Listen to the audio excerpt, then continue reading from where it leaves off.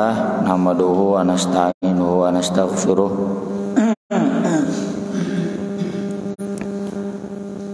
wa na'udzu billahi min syururi anfusina min sayyiati a'malina man yahdihillahu fala mudhillalah wa man yudlil fala hadiyalah asyhadu an la ilaha illallah wahdahu la syarikalah wa asyhadu anna Muhammadan abduhu wa rasuluhu alladzi la nabiyya wa la rasula ba'dah sallallahu wasallam alaihi wa ala alihi wa sahbihi wa man tabi'ahum bi ihsan amma ba'd.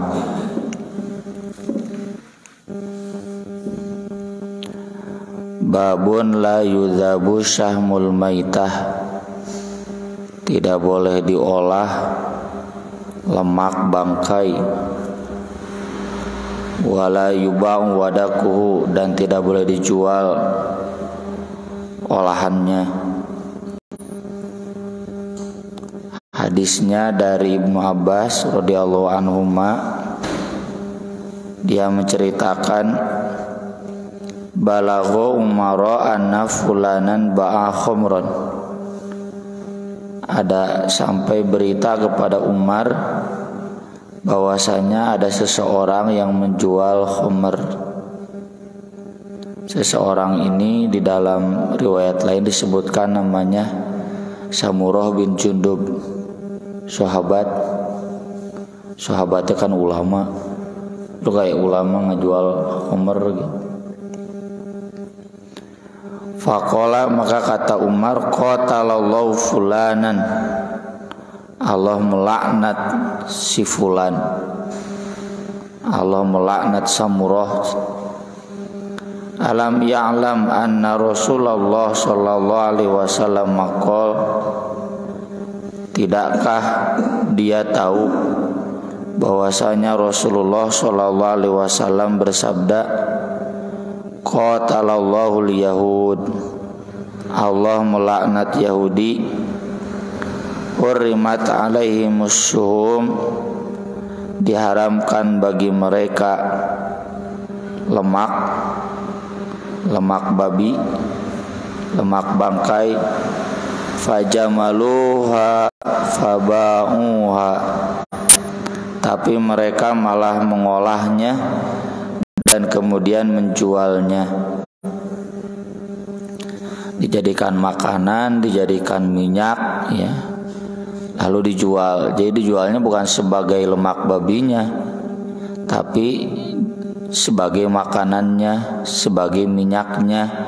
Cuma minyak itu dari lemak babi, makanan itu dari lemak bangkai, ya. Dalam hadis Abu Hurairah, Rasulullah sallallahu alaihi wasallam bersabda, qatalallahu yahuda, Allah melaknat Yahudi, hurrimat alaihimus syuhum, diharamkan bagi mereka lemak bangkai, faba'uha wa akalu athmanaha, mereka malah mengolahnya dan memakan hasil penjualannya.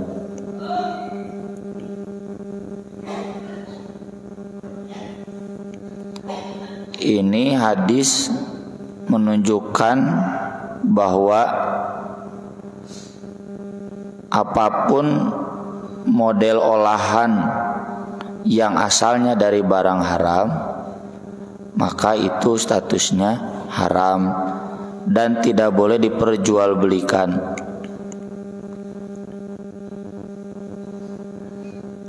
Maaf ya, ini lemak yang diharamkan buat orang Yahudi itu bukan hanya lemak bangkai, tapi lemak sapi, lemak domba, lemak unta yang disembelih normal pun bagi orang Yahudi itu haram. Wa 'alal ladzina hadu harramna 'alaihim syuhumahuma illa ma hamalat zuhuruhuma wal hawaya aw makhtalata bi'adh. Wa 'alal ladzina hadu harramna 'alaihim kulladzi dzufur. Di surat Al-Maidah, kepada orang Yahudi kami haramkan semua hewan yang berkuku, termasuk hayam berkukunya, manuk ya. Wa minal baqari wal ghanami haramna alaihim syuhumahuma, termasuk dari sapi dan kambing kami haramkan bagi mereka lemaknya, gajihna teu meunang ya. Susuna nggak boleh. Illa ma hamalat zuhuruhuma awil hawaya aw makhtalata bi'adh, kecuali yang ada di tulang punggung di daerah jeroan atau yang bercampur dengan tulang. Nah, ketika itu diharamkan, mereka malah mengolahnya jadi makanan kemudian dijual. Itu haram bagi Yahudi tapi tidak haram bagi kita. Kalau bagi kita semua yang ada di sapi itu halal ya, kecuali taina mah ada kotor. Semua yang ada di kambing juga halal. Itu karena kedoliman orang Yahudi. Fabidulmim minalladzina hadu haramna alaihim minat thayyibat. Jadi ada yang thayyib yang diharamkan buat Yahudi sebagai laknat. Nah, yang jadi fokus perhatian kita di sini adalah setiap olahan yang berasal dari barang yang haram. Kulit babi kan haram, dijadikan sepatu, dijadikan tas. Nya najan teu ngajual babi, ngajual tas, nah di asalna dinu kitu mah nya haram. Nabi saja melarang kulit anjing, kulit harimau ya, karena itu hewan-hewan yang haram kan, hewan buas yang bertaring, komo ieu babi. Nggak boleh. Mun aya nu pamer kulit harimau terus ditewak ku pemerintah, itu memang benar ya, nggak boleh itu secara hukum Islam juga. Tapi pengecualian itu ada pada vaksin. Jadi vaksin itu hewan makhluk hidup. Vaksin itu makhluk hidup, virus yang unik perkembangbiakannya. Jadi untuk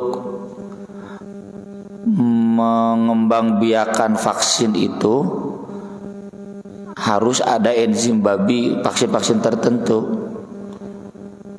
Tapi hanya ngalewat tungkul, vaksinnya utuh, nggak ada babinya, sudah dibersihkan. Jadi ibaratnya ini makanan yang bercampur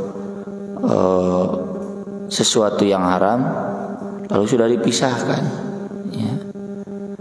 Maka itu tidak jadi soal. Ibaratnya makanan yang jatuh kotor tuluy dibersihan gitu, itu sudah nggak haram lagi. Seandainya masih ada yang kekeh haram, vaksin itu pasti darurat. Karena vaksin itu kan menyuntikkan virus, bukan pengobatan vaksin itu. Maka beda kategorinya, bukan obat tapi vaksinasi ya. Imunisasi kekebalan tubuh. Itu dilakukan kalau terjadi wabah mah darurat ya, nggak mungkin tidak darurat. Dan cager mah anu daek divaksin ya. Maka dari itu halal ya para ulama, meski tentu sebagaimana fatwa MUI, selama masih ada vaksin yang halal tidak boleh pakai vaksin yang haram.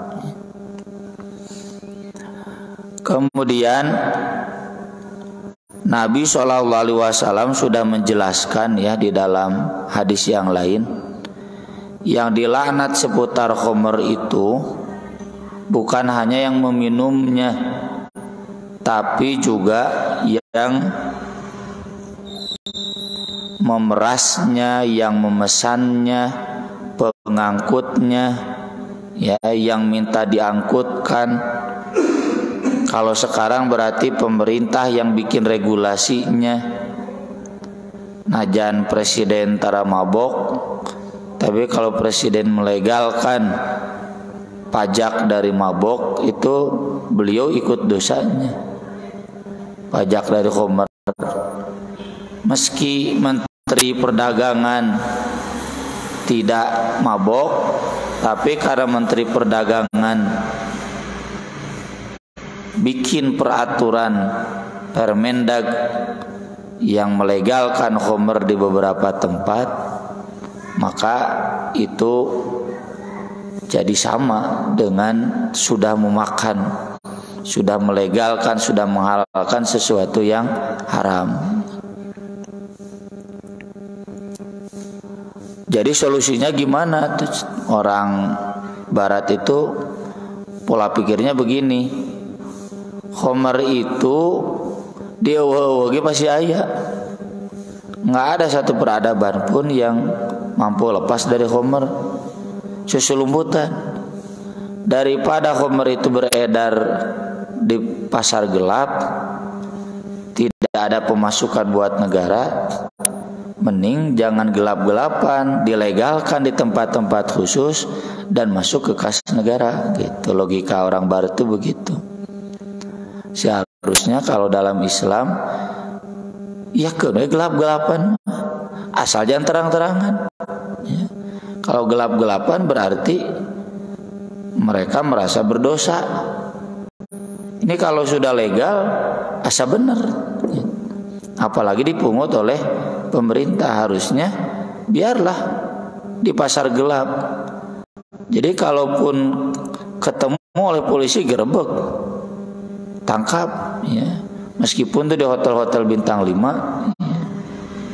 Yang turis, kalau nggak begitu nanti tidak akan ada turis.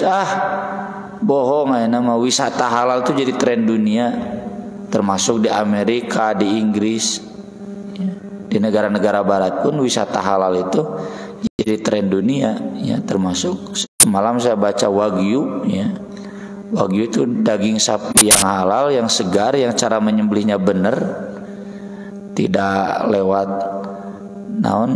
penyuntikan danya.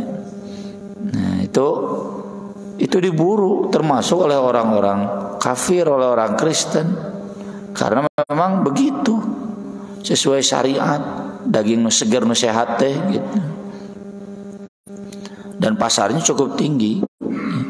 Di Thailand di Filipina mengembangkan wisata halal, bahkan lebih dari Indonesia keseriusannya modalnya. Cek Sandiaga Uno pariwisata halal di Thailand, di Filipina teh digenjot. Nah, ada loba nu ti Malaysia, loba nu ti Indonesia. Nu datang berkunjung nu ti Timur Tengah juga banyak. Jadi jangan dijadikan dalih.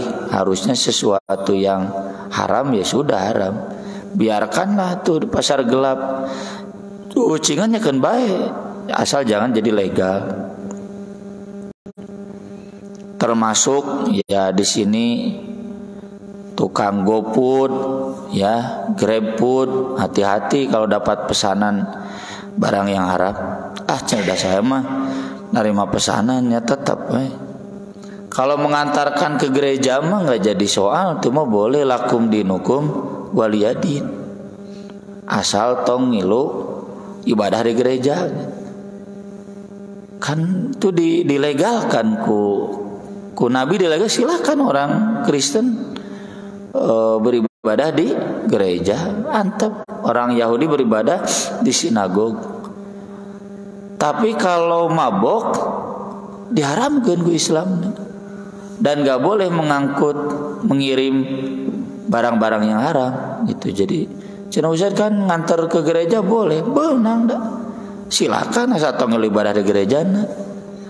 Tapi kalau pesanan yang haram ya, rawan kan GoFood daerah Cibadaknya, daerah Kelentengan ya. Dahareun haram unggul tuh babi kiloba ya. Dapat pesanan itu wayah nawe kudu ditolak, tong dicokot karena itu sesuatu yang haram. Termasuk ya kalau kita tahu ini misalkan penumpang itu mau melakukan kemaksiatan, ya. Kemaksiatan naon misalkan juga dek melakukan pengoroyokan naon teh teu meunang diangkut, kecuali kalau tidak tahu.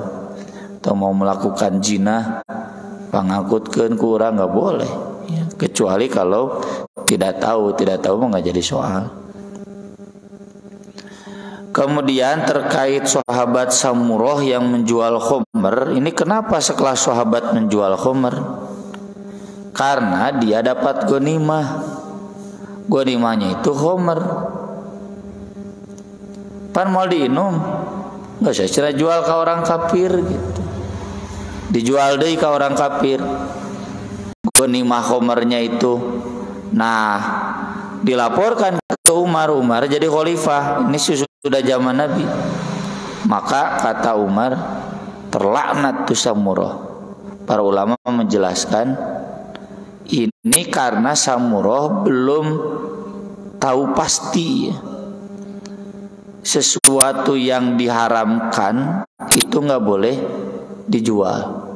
Jadi kuduna kumaha dipiceun, ya seperti ketika Abu Thalhah mabok, lalu turun ayat di surat Al-Maidah, lalu Anas bin Malik datang anak tirinya memberitahukan ke ayah tirinya, Pak, turun ayat dari dibacakan oleh Nabi, kan semua kendinya dipecahkan, piceun. Jadi sesuatu yang haram buang saja, buangna tapi nu mual kaala ku batur. Ari dibuang botolna utuh dusna atuh ke diinum ku batur, keneh kehed nya baturnya anu haram gitu. Jadi harusnya dibuang itu dihancurkan botolnya, dibuang airnya yang nggak bisa diminum lagi. Termasuk untuk semua hal-hal yang haram, udah buang. Mun baju, mun gunting, kalau makanan buang ke sampah yang sekiranya tidak akan diambil oleh orang lain. Tapi beda tentu kalau makanan itu makanan dari tradisi-tradisi bid'ah dan makanannya halal. Yang haram itu ikut mendukungnya. Makanya kalau bisa ditolak, tolak. Ya. Tapi kalau sudah tahu tuh apal itisaha dimakan gitu, ternyata itu dari nyanu ritual-ritual gitu, maka nggak usah harus dimuntahkan, ya. Karena makanan nama halal tuh. Terlebih tradisi-tradisi bid'ah di kita itu termasuk yang mukhtalaf di kalangan para ulama, kecuali anu disepakati masih gak sesajen ya panen. Maka kalau memang itu makanan yang diperuntukkan buat berhala, buat jin, buat siluman, tambah jelas haram. Hari gitu mah buat ritual-ritual tetangga kita yang masjid sebelahnya tuh disebutkan lah, ya. Ritual-ritualnya kan bid'ahnya bid'ah mukhtalafah, ya. Dan makanannya makanan yang halal karena diperuntukannya untuk Allah. Dibutuhkan untuk Allah di bismillahan gitu. Bukan sesajen untuk berhala. Kalau sesajen untuk berhala dibuang, nggak boleh dimakan. Tapi kalau ini kan bukan diperuntukkan kepada selain Allah, di bismillahan, di bacaan malah. Kemudian yang berikutnya jual beli gambar dan patung.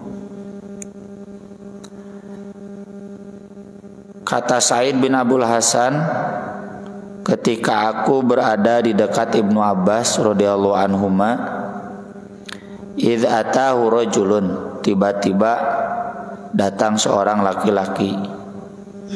lalu bertanya, "Ya Aba Abbas." Jadi Ibnu Abbas tadi panggil lagi Abu Abbas karena anaknya ada Abbas. "Inni insanun, saya manusia biasa. Innama ma'isyati min son'ati yadi." Maisahku, mata pencaharianku dari keterampilan tangan saya. "Wa inni asna'u hadhihi tasawir." Dan saya membuat gambar-gambar ini atau ornamen-ornamen ini atau relief-relief ini. Ya, tasawir tuh bisa 2 dimensi gambar, bisa 3 dimensi. Kayak patung-patung gitu, ornamen-ornamen.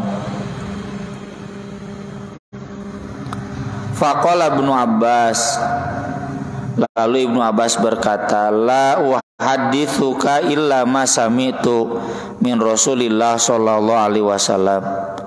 Aku tidak akan menyampaikan kepada Anda kecuali yang aku dengar langsung dari Rasulullah sallallahu alaihi wasallam.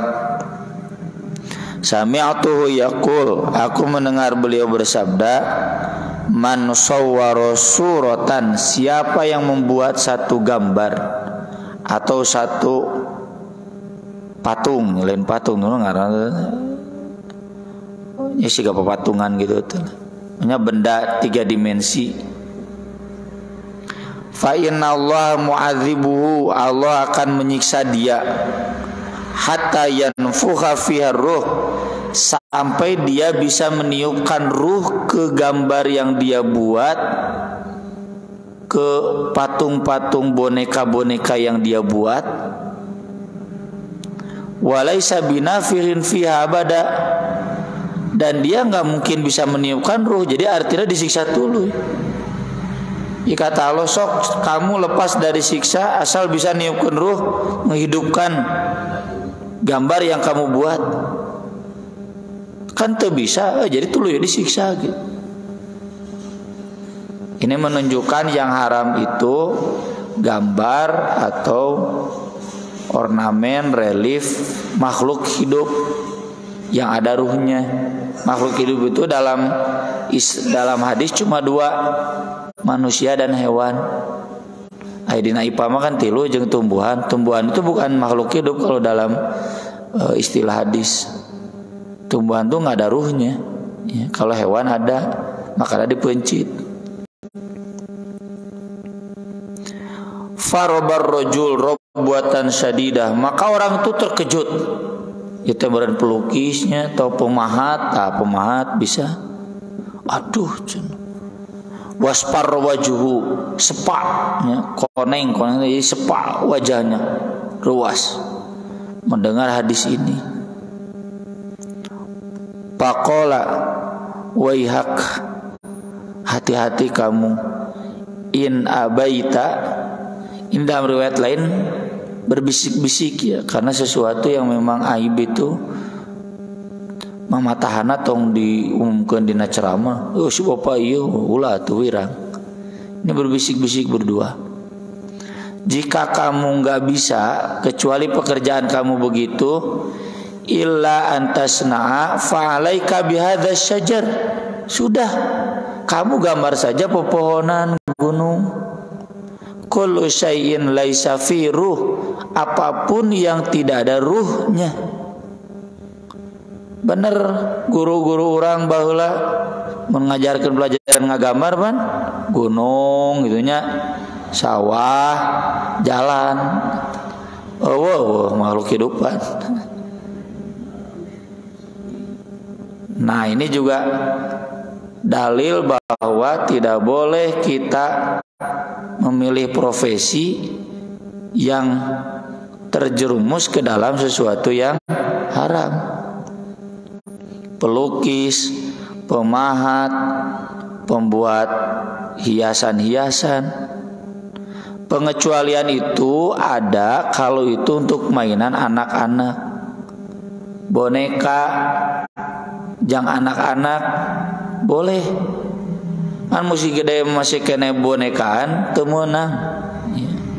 Kamu bonekana dianggap anaknya siga artisahan. Boneka teh siga ka anak sorangan. Spirit doll cenah gitu. Ini boneka pembawa semangat. Kurang ajar dasar jelema lieur. Nah, yang begitu-begitu lebih musyrik lagi karena dia menganggap boneka itu ada spiritnya, ada ruhnya. Oh bahaya. Cenah itu benda itu beda mah gitu. Maka ini dalil yang jelas ya. Apapun profesi yang membuat kita terjebak pada yang haram, ganti kepada sesuatu yang halal. Masih ada cara yang halal, ganti, meski tentu bertahap ya. Yang namanya hijrah nggak bisa langsung. Sakitu heula lah ya. Cekap seputar hal-hal yang terlibat dalam barang yang haram, meski sekedar menjualnya tidak membuatnya. Ini kan judulnya menjual belikan sesuatu yang haram. Da abdi mah cenah mangjual ke nungkul, abdi mah manganter ke nungkul, ya nu haram nggak boleh. Kita berarti terlibat dalam sesuatu yang haram. Mangga bila pertarosan dalam penyembelihan sapi dan ayam sebelumnya ditembak supaya lemah, ditembak khusus bukan ditembak mati. Jadi langsung ngeduk-duk baru dipencit. Iya, itu teh secara kesehatan juga tidak sehat dagingnya. Yang kedua, ada kemungkinan mati, lain pingsan, mati. Jadi syubhat. Meski memang ada fatwa MUI yang membolehkan pemingsanan itu, tapi ketat. Kudu aya ahli medisnya itu bisa kurang. Ya dipariksa heula itu bener paeh atau pingsan. Ya. Sudahlah yang bagus itu yang wagyu ya, yang segar. Jadi disembelih dalam keadaan hidup, tidak pingsan, tuh yang bagus tuh, yang sehat tuh begitu. Ya. Jadi sapi-sapi yang disembelih dengan cara begitu syubhat, sebaiknya kita nggak makan dari situ.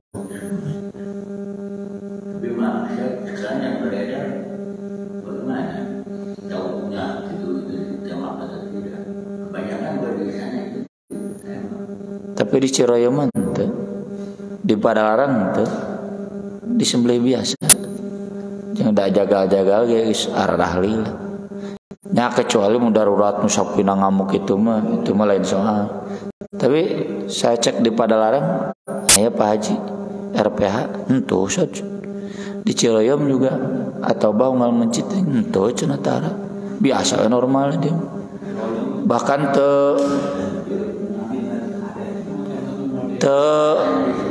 ente di cang-cang juga di urang gitu langsung.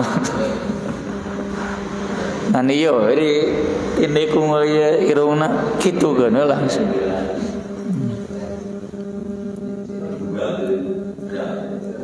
Ada lagi?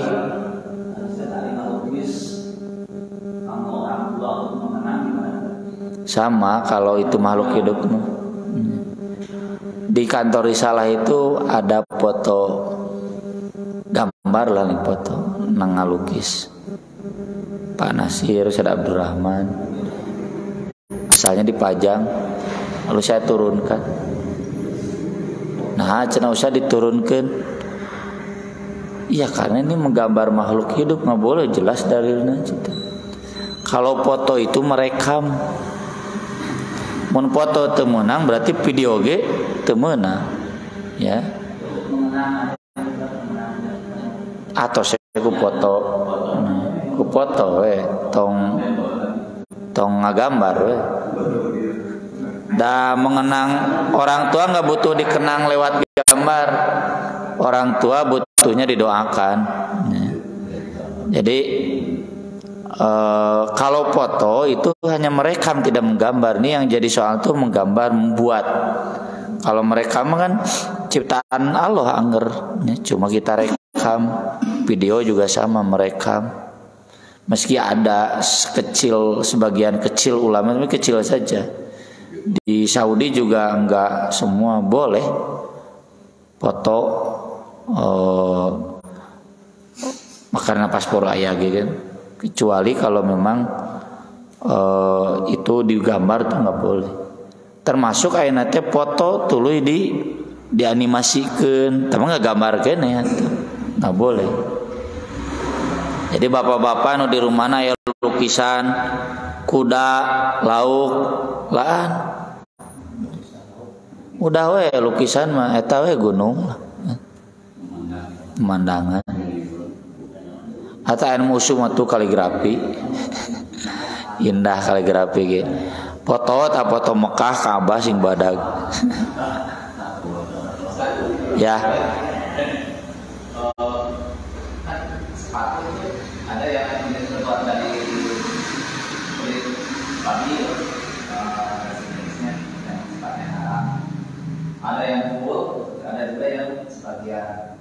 Nah, yang saya tahu kalau di negara tertentu kayak di Singapura misalnya, ada tulisan misalnya ini ada unsur babinya misalnya. Terus di kita itu kan nggak ada. Gimana? Saya kalau nggak tahu saya beli. Kalau nggak tahu nggak jadi soal, kalau sudah tahu haram. Nah itu berarti itu yang saya tadi maksud. Jadi kesadaran pariwisata halal di kita itu masih rendah. Diakui Kementerian Pariwisata gitu. Jadi Singapura sampai begitu. Sapi ya sapatu air mereka gitu. Di Thailand begitu. Jadi betul-betul dihargai turis dari negara muslim dan memang mayoritas. Saya dulu ketika ke Singapura, si keluarganya itu ulina teh ke Thailand, ya. Ke Thailand, ke Filipina, ke negara-negara, ke Indonesia mah geus teu aneh cenah gitu. Jadi jadi itu makanya aman. Banyak cenah turis dari Malaysia, dari Singapura, orang Islam ke sana gitu. Jadi di kita memang ini persoalan regulasi, dinaik lagi regulasi di orang teh pengawasan gitu. Mudah-mudahan lah. Kalau memang kita tidak tahu mah nggak jadi soal. Ada orang apalnya kan kulit domba, kulit sapi. Ada lagi? Cukup? Aku qouli hadza wa astaghfirullah li wa lakum subhanakallahumma bihamdik asyhadu an la ilaha illa anta astaghfiruka wa atubu ilaik. Wassalatu wassalamu ala Rasulillah. Wassalamualaikum warahmatullahi wabarakatuh.